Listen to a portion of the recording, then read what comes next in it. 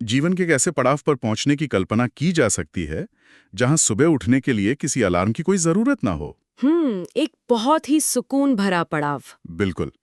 जहां दिन की शुरुआत इस चिंता से ना हो कि अगले महीने की ईएमआई कैसे जाएगी या घर के बिल कैसे भरे जाएंगे। जहां हर दिन काम पर जाने की कोई मजबूरी ना हो, बल्कि जीवन को उसकी पूरी गति, शांति और अपनी शर्तों पर जीने की आजादी हो। जी, और आज की इस गहरी चर्चा का मुख्य विषय भी बिल्कुल यही है। सही कहा। आज हम रिटायरमेंट के बाद की वित्तीय सुरक्षा और भविष्य के लिए एक सही, यथार्थवादी कॉर्पस का अनुमान लगाने पर विस्तार से बात करेंगे। हमारी इस चर्चा का आधार एक बहुत ही महत्वपूर्ण स्रोत है, जिसका नाम है the personal finance blueprint for retirement dignity. और ये ब्लूप्रिंट बहुत ही अहम है। हम्म हाँ, इस ब्लूप्रिंट के जरिए हम सोशल मीडिया पर फैले उस बेतहाशा शोर को शांत करने का प्रयास करेंगे, जो अक्सर ये कहकर डराता है कि रिटायरमेंट के लिए 5 करोड़ या 10 करोड़ रुपए होना अनिवार्य है।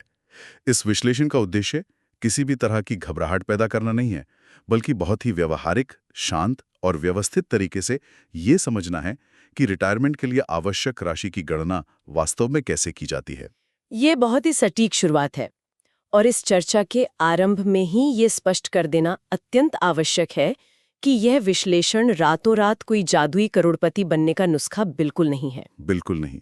ये ब्लूप्रिंट मुख्य रूप से गरिमा यानी डिग्निटी और मानसिक शांति के साथ आने वाले कल को सुरक्षित करने की एक बहुत ही सुलझी हुई और परिपक्व रूपरेखा है। अक्सर देखा जाता है कि जब भी रिटायरमेंट की बात आती है तो इंटरनेट पर मौजूद बड़े बड़े और डरावने आंकड़े एक आम इंसान को हताश कर देते हैं। इंसान ये सोचकर ही योजना बनाना छोड़ देता है कि वो कभी इन पहाड़ों जैसे लक्ष्यों तक पहुंच ही नहीं पाएगा। जी बिल्कुल, लेकिन समझने वाली बात यह है कि हर इंसान की जीवन शैली अलग होती है, जरूरतें अलग होती हैं, तो फिर कोई एक फिक्स्ड नंबर पूरे समाज पर कैसे लागू किया जा सकता है। इसीलिए आज उस भ्रम के जाल को काटना है और एक बहुत ही तार्किक कदम दर कदम प्रक्रिया पर विस्तार से बात करनी है। तो चलिए एकदम बुनियादी स्तर से इस बात को समझते हैं। रिटायरमेंट का असली अर्थ क्या है?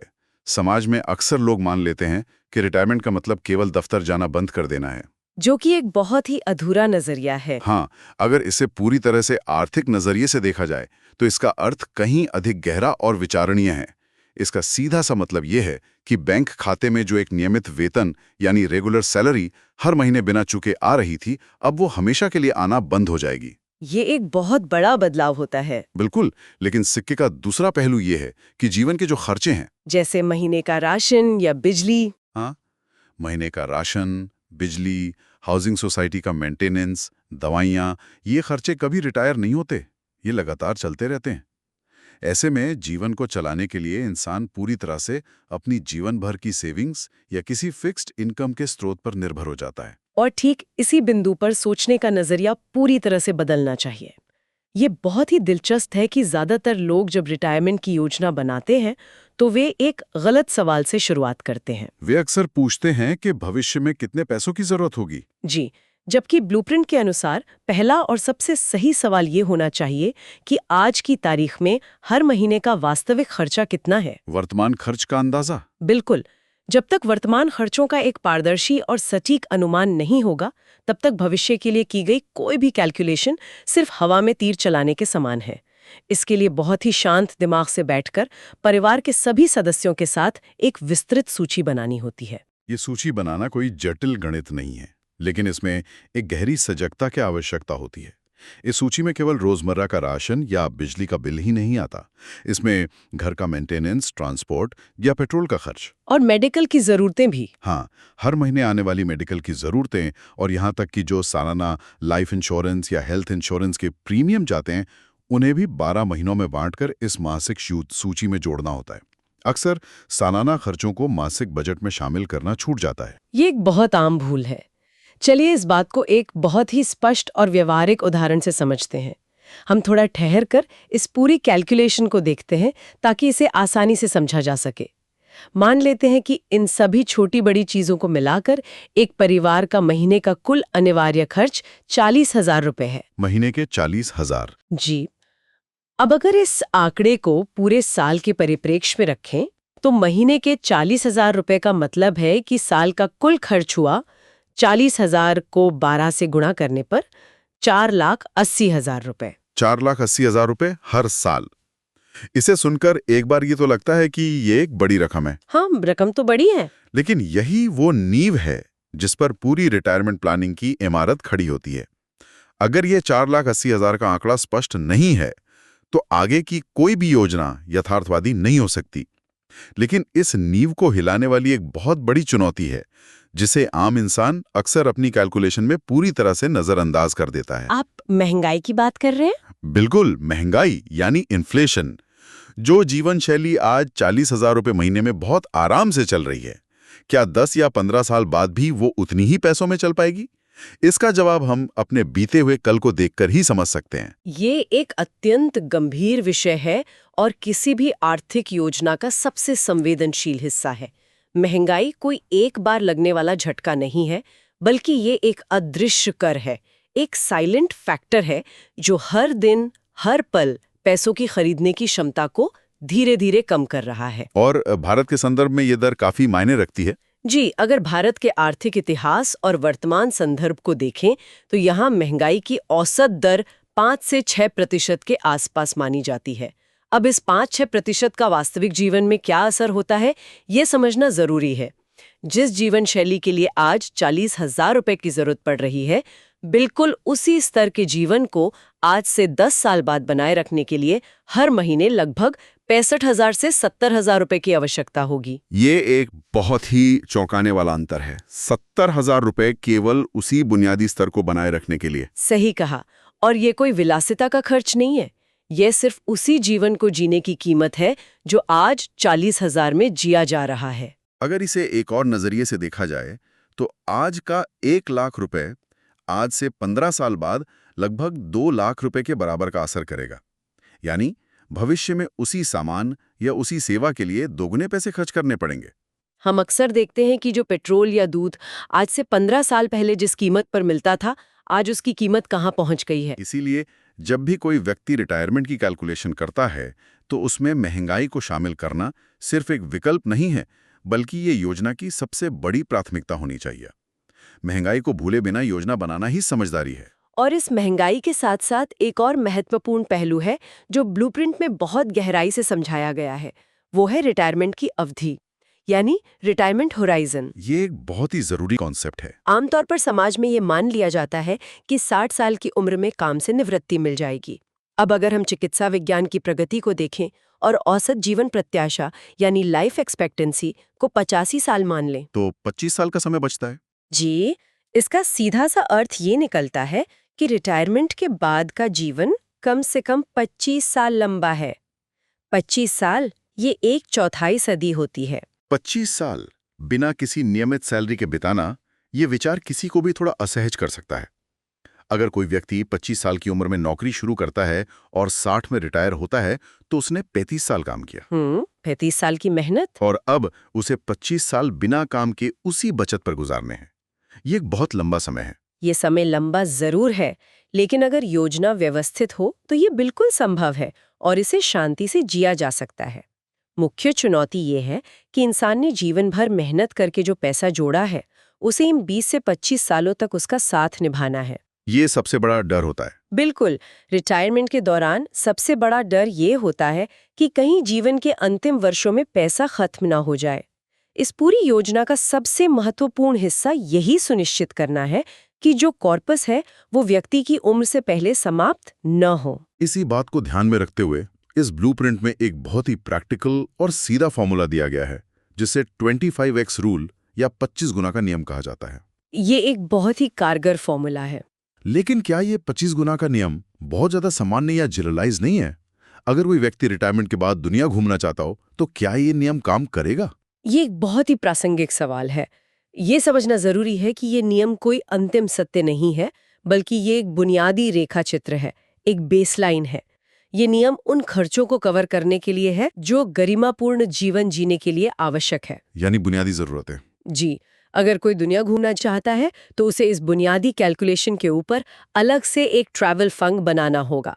लेकिन अगर हम सिर्फ 25x नियम की बात करें तो ये एक बहुत ही स्पष्ट और स्ट्रक्चर्ड तरीका है अपनी मंजिल का शुरुआती अंदाजा लगाने का। ये फॉर्मूला कहता है कि जो भी सालाना खर्च है उसे 25 से गुणा कर दें। तो चलिए इस नियम को उसी उदाहरण पर लागू करके देखते हैं जिस पर हम चर्चा कर रहे थे। हमने निकाला था कि अगर किसी परिवार का महीने का अनिवार्य खर्च 40,000 है तो उस साल का खर्च हुआ लगभग 4,80,000 रुपए। कैलकुलेशन को थोड़ा आसान और सुरक्षित बनाने के लिए चलिए हम इसे 5 लाख रुपए मान लेते हैं। 5 लाख रुपए सालाना। अब अगर साल का खर्चा 5 लाख रुपए है तो 25x रूल के हिसाब से 5 लाख रुपए को 25 से गुणा करने पर यह बनता है 1,25,00,000 रुपए। बिल्कुल सही, 1.25 करोड़। अब यहाँ रुककर ये समझना जरूरी है कि ये 1,25,00,000 रुपए कोई पत्थर की लकीर नहीं है जिससे डरने की जरूरत हो।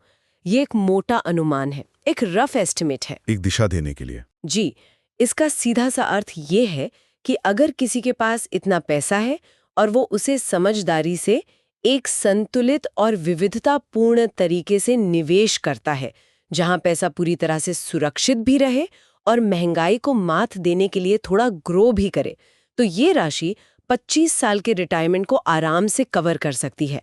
ये शुरुआत करने के लिए एक स्पष्ट दिशा देती है। 1.25 करोड़ का आंकड़ा सुनते ही एक आम इंसान घबरा सकता है, लेकिन हर किसी की स्थिति एक जैसी नहीं होती। समाज में ऐसे बहुत से लोग हैं जिन्हें रिटायरमेंट के बाद किसी न किसी प्रकार की पेंशन मिलती है। ये एक बहुत बड़ा फैक्टर है। चाहे वो सरकारी पेंशन हो, ईपीएस हो या किसी अन्य एन्युटी योजना के तहत मिलने वाली मासिक आय।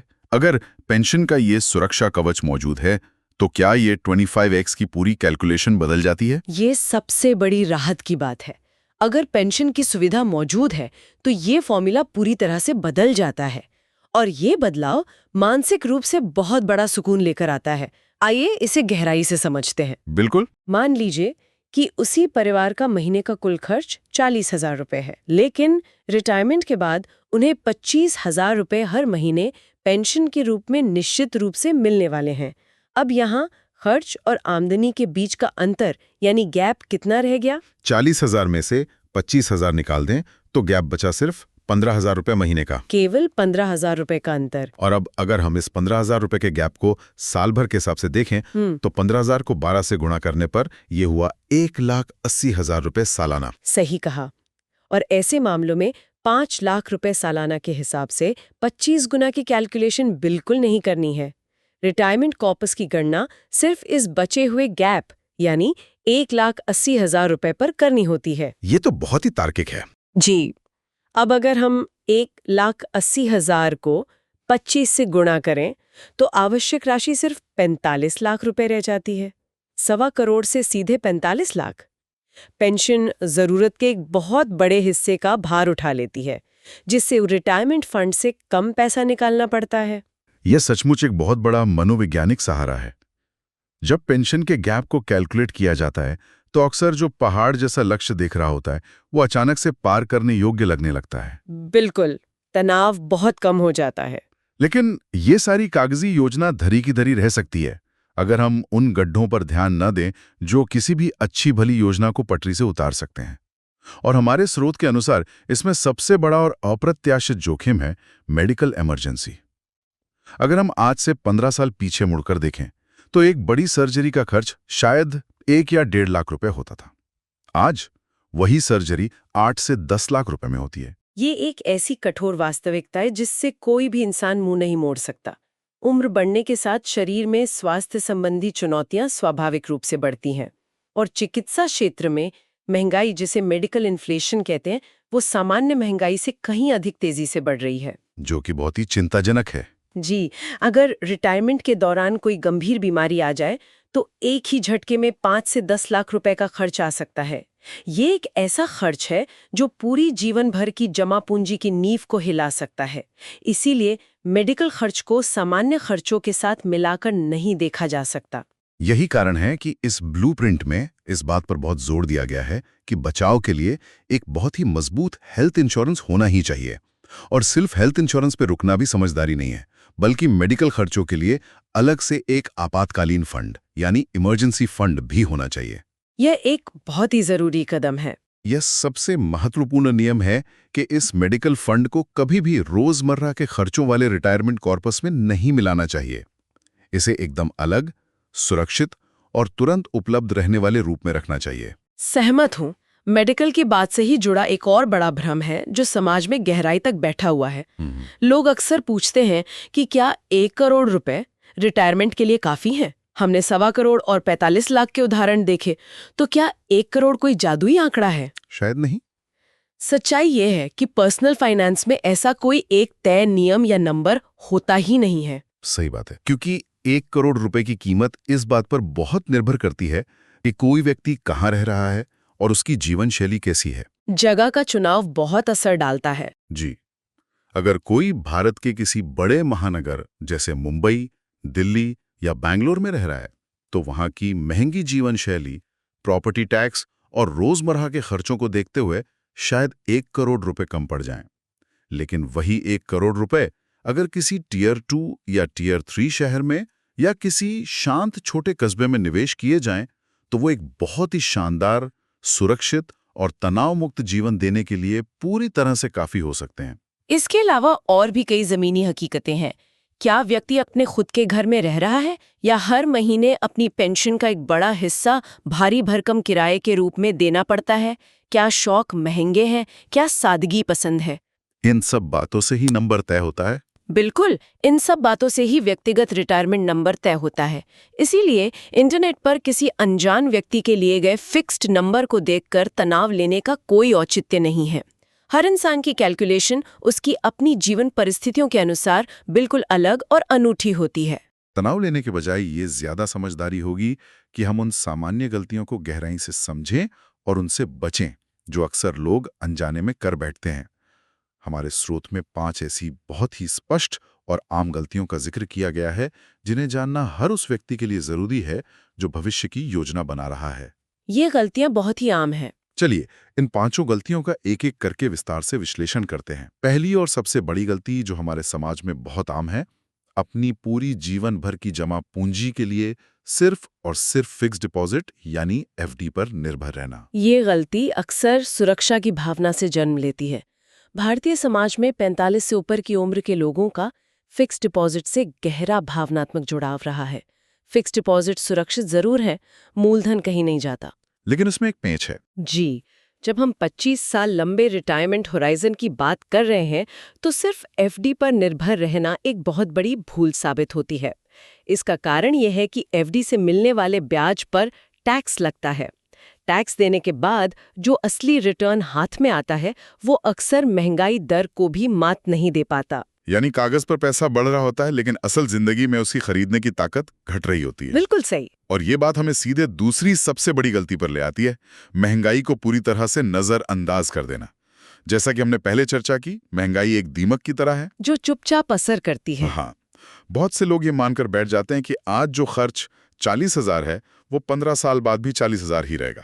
या फिर वे सोचते हैं कि रिटायरमेंट के बाद खर्चे कम हो जाते हैं, बाहर खाना या कपड़े खरीदना कम हो सकता है, लेकिन घर चलाने का बुनियादी खर्च तो महंगाई के साथ बढ़ेगा ही। इस हकीकत को भूल जाना पूरी योजना को वास्तविकता से बहुत दूर कर देता है। तीसरी गंभीर गलती है स्वास्थ्य संबंधी खर्चों का सही अनुमान न लगाना। अक्सर लोग जब 40 या 50 के दशक में होते हैं तो सोचते हैं कि वे तो बिल्कुल स्वस्थ हैं, रोज योग करते हैं, उन्हें भला क्या होगा। ये एक बहुत बड़ी गलतफहमी है। जी, ये अच्छी बात है कि स्वस्थ है, लेकिन उम्र के साथ आने वाली प्राकृतिक स्वास्थ्य समस्याओं और इंश्योरेंस के बढ़ते प्रीमियम को कम आंकना एक बड़ी भूल है। पर्याप्त मेडिकल फंड अलग से ना रखना रिटायरमेंट के समय सबसे बड़े आर्थिक और मानसिक तनाव का कारण बनता है। बिल्कुल। और चौथी गलती शायद थोड़ी भावनात्मक है और आज के समय में इसे समझना बहुत जरूरी है। ये मानकर बैठ जाना कि भविष्य में बच्चे आर्थिक रूप से सपोर्ट करेंगे। बच्चों को अपना रिटायरमेंट फंड समझना आज के जमाने की सबसे बड़ी गलतफहमी है। ये वास्तविकता को स्वीकार करने का समय है। आज के प्रतिस्पर्धी दौर में तो बच्चे खुद 30 साल की उम्र तक सेटल होने और अपने करियर की ईएमआई चुकाने की जद्दोजहद में लगे रहते हैं। ये बात किसी भी तरह से पारिवारिक रिश्तों या प्यार पर सवाल उठाने के बारे में नहीं है। ये पूरी तरह से व्यवहारिकता के बारे में है। बच्चों की अपनी एक अलग जिंदगी होगी, उनके अपने आर्थिक संघर्ष और अपने परिवार के प्रति जिम्मेदारियां होंगी। बच्चों पर आर्थिक निर्भरता की उम्मीद रखना माता-पिता के अपने आत्मसम्मान और बच्चों की आर्थिक स्वतंत्रता दोनों के लिए उचित नहीं है। अपनी योजना अपने बल पर बनाना ही सबसे सुरक्षित और गरिमापूर्ण मार्ग है। जी, और अब आते हैं 5वीं सबसे बड़ी गलती पर। अपने पूरे रिटायरमेंट फंड को लंप सम यानी एक मुश्त रूप में बैंक के किसी साधारण बचत खाते में छोड़ देना। लोगों को लगता है कि पैसा बैंक में पड़ा है तो सामने दिख रहा है और सुरक्षित है। लेकिन ये भी एक बड़ी चूक है। यह पैसे के प्रबंधन की एक बहुत बड़ी चूक है। जब कोई व्यक्ति रिटायर होता है तो उसे अपनी जीवन भर की कमाई का सारा पैसा एक ही दिन में नहीं चाहिए होता। उसे अगले 20 से 25 सालों तक हर महीने केवल एक निश्चित राशि चाहिए होती है। इसलिए जो पैसा आज से 10 या 15 साल बाद चाहिए, उसे सिर्फ बैंक के साधारण खाते में पड़े नहीं रहना चाहिए। उसे ग्रो करना चाहिए। बिल्कुल, पैसे को सुरक्षित रहने के साथ साथ थोड़ा थोड़ा ग्रो भी करना चाहिए। इसके लिए सही एसेट एलोकेशन बहुत जरूरी है, ताकि पैसे का कुछ हिस्सा सुरक्षित रहे और कुछ हिस्सा महंगाई को चुनौती देता रहे। जब हम इन सब बातों पर इतनी गहराई से गौर करते हैं, मासिक खर्चे की कैलकुलेशन, इन्फ्लेशन का असर, 25 गुना रूल का यथार्थ और ये 5 गंभीर गलतियां, तो ऊपरी तौर पर ऐसा लग सकता है कि रिटायरमेंट सिर्फ पैसों का एक्सेल शीट का एक जटिल हिसाब किताब है। लेकिन ऐसा बिल्कुल नहीं है। जी, अगर हम एक कदम पीछे हटकर सोचें तो ये विषय पैसों की गिनती से कहीं बहुत आगे जाता है। इस पूरी चर्चा का जो भावनात्मक पहलू है वो बहुत ही संवेदनशील और गहरा है। रिटायरमेंट दरअसल केवल अमीर बनने की दौड़ नहीं है, ये मुख्य रूप से मानसिक शांति यानी पीस ऑफ माइंड का विषय है। मानसिक शांति, यही वो अंतिम लक्ष्य है जिसकी तलाश में हर इंसान जीवन भर काम करता है। जब एक सही और सटीक आर्थिक प्लानिंग की जाती है तो उद्देश्य कोई बहुत बड़ा उद्योगपति बनना या समाज में अपनी संपत्ति का दिखावा करना नहीं होता। बिल्कुल सही। मुख्य उद्देश्य होता है भीतर से सुरक्षित महसूस करना। जब इंसान को ये पता होता है कि आने वाले कल के लिए, उम्र के उस पड़ाव के लिए एक ठोस रूपरेखा तैयार है, जब शरीर शायद उतना साथ ना दे, तो वह अपने आज को कहीं अधिक खुशी और निडरता के साथ जी पाता है। और वास्तव में इस ब्लूप्रिंट का अंतिम लक्ष्य भी यही है। लक्ष्य ये है कि जब जीवन के उस पड़ाव पर पहुंचें जहां रोज काम पर जाने की भागदौड़ ना हो, तब भी आने वाला हर दिन पूरी गरिमा के साथ, पूरी डिग्निटी के साथ जिया जा सके। गरिमापूर्ण जीवन ही सबसे अहम है। एक ऐसी आज़ादी महसूस हो जहां कोई वित्तीय तनाव ना हो, जहां सुबह उठकर ये चिंता न सताए कि आज का खर्च कैसे निकलेगा। सबसे बड़ी बात, बिना किसी दूसरे व्यक्ति पर, चाहे वो अपने ही बच्चे क्यों ना हो, आर्थिक रूप से निर्भर हुए अपना जीवन अपनी शर्तों पर जीना। ये स्वतंत्रता ही असली संपत्ति है। बिल्कुल, जब कागज पर स्पष्ट कैलकुलेशन होती है, जब इंसान को अपना व्यक्तिगत नंबर पता होता है, तो भविष्य को लेकर जो एक अनजानी घबराहट या एंग्जाइटी होती है, वो अपने आप बहुत कम हो जाती है। इंसान अंधेरे में तीर नहीं चला रहा होता, बल्कि एक स्पष्ट रोशनी वाले नक्शे के साथ आगे बढ़ रहा होता है। और ये स्पष्टता जीवन में एक अद्भुत ठहराव लेकर आती है। बहुत गहरा ठहराव। तो आज के इस विस्तृत विश्लेषण में जो भी महत्वपूर्ण बातें समझी गई हैं, आइए उन्हें एक बार फिर से बहुत ही आराम से समेट लेते हैं। जो भी लोग भविष्य की योजना को लेकर गंभीर हैं, उनके लिए ये कुछ बहुत ही बुनियादी लेकिन शक्तिशाली कदम है। एक सारांश बहुत मददगार होगा। सबसे पहले, हवा में अंदाजा लगाने के बजाय आज की तारीख में अपना सटीक मासिक और वार्षिक खर्च निकालें। अपनी जीवन प्रत्याशा को ध्यान में रखते हुए 20 से 25 साल के एक लंबे भविष्य का नजरिया अपनाएं। लंबी सोच जरूरी है। फिर अपने सालाना अनिवार्य खर्च पर 25 गुना का रूल लागू करें ताकि एक बुनियादी लक्ष्य सामने आ सके। अगर भविष्य में कोई पेंशन मिलने वाली है तो उसे कैलकुलेशन में जरूर एडजस्ट करें, जिससे वो पहाड़ जैसा लक्ष्य छोटा और यथार्थवादी हो जाएगा। और मेडिकल फंड, जी, सबसे अंत में लेकिन सबसे महत्वपूर्ण, मेडिकल फंड को रोजमर्रा के रिटायरमेंट कॉर्पस से बिल्कुल अलग और सुरक्षित रखें और महंगाई को कभी कम ना आंके। ये कदम सुनने में शायद बहुत साधारण लगे, लेकिन जब कोई व्यक्ति ने वास्तविकता में अनुशासन के साथ लागू करता है, तो ये जीवन में एक अभूतपूर्व स्पष्टता लाते हैं। यह एक प्रमाणित सत्य है कि जब आर्थिक जीवन में स्पष्ट आंकड़े होते हैं तो वे क्लैरिटी यानी स्पष्टता लाते हैं। और इसी स्पष्टता से आत्मविश्वास आता है। बिल्कुल। और जब विचारों में स्पष्टता होती है तो उसी स्पष्टता से एक गहरे आत्मविश्वास का जन्म होता है। यही वो आत्मविश्वास है जो एक सुरक्षित और तनाव मुक्त भविष्य की ओर ले जाता है। ये आत्मविश्वास ही वो चाबी है जो रिटायरमेंट के दरवाजे को एक अंत की बजाय एक नई और खूबसूरत शुरुआत में बदल देती है। लेकिन इस विश्लेषण को समाप्त करने से पहले एक विचार जो हमें आज के इस स्रोत से भी थोड़ा आगे ले जाकर सोचने पर मजबूर करता है, उस पर गौर करना आवश्यक है। एक नया नजरिया। ये एक ऐसा विषय है जिस पर गंभीरता से सोचने की आवश्यकता है। आज मेडिकल साइंस जिस तेजी से तरक्की कर रहा है, नई नई तकनीकें आ रही हैं। अगर भविष्य में हमारी औसत आयु 85 से बढ़कर 95 या 100 साल हो जाए तो क्या होगा? ये एक बहुत ही गहरा सवाल है। क्या हमारा ये 25 गुना का फॉर्मूला तब 30 गुना या 35 गुना में नहीं बदल जाएगा? यह एक ऐसा सवाल है जिसका जवाब सभी को समय के साथ अपने भविष्य की डायरी में खोजना होगा कि निवेश योजनाओं को कितना लचीला रखना आवश्यक है। इसी विचार के साथ आज का ये विस्तृत विश्लेषण यही विराम लेता है। एक सुरक्षित और गरिमापूर्ण भविष्य की ओर कदम बढ़ाना ही सच्ची सफलता है।